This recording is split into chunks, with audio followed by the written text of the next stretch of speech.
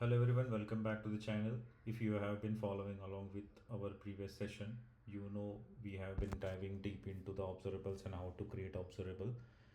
In today's video, we are going to take closer look at how observable work, how to subscribe to them, and how to handle different type of events like next, completed, and error. So if you are ready to level up with the RxSwift knowledge, let's get started. First, let's quickly remind ourselves what an observable in RxSwift. In simple terms, an observable is an stream of data that can emit a multiple value over time. Observable is initially inactive until you have at least one subscriber attached to it.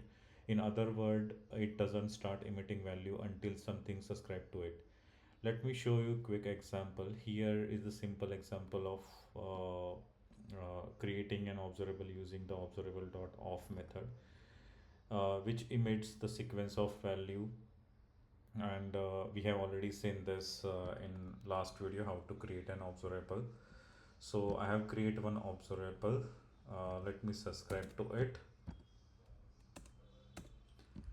So in this code, we have created a observable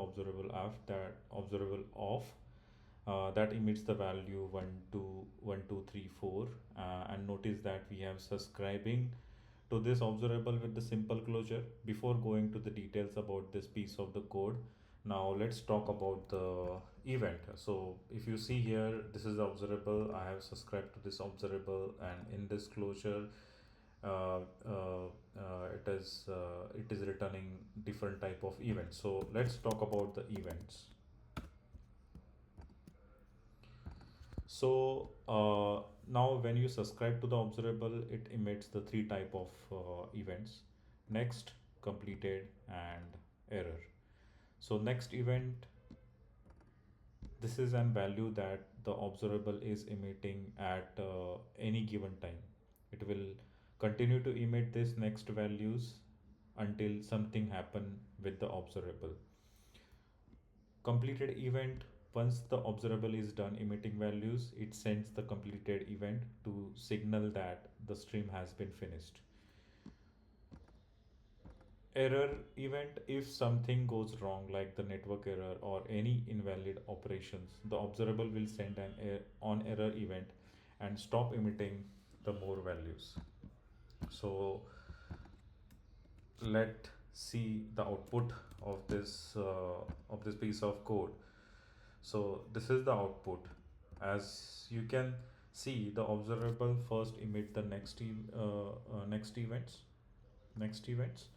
with the value 1 2 3 4. Once it's done emitting the values, it sends the completed event signaling that the end of the stream. After that, no further events will be emitted. Now if you want to access the actual value from this observable, you can write like this.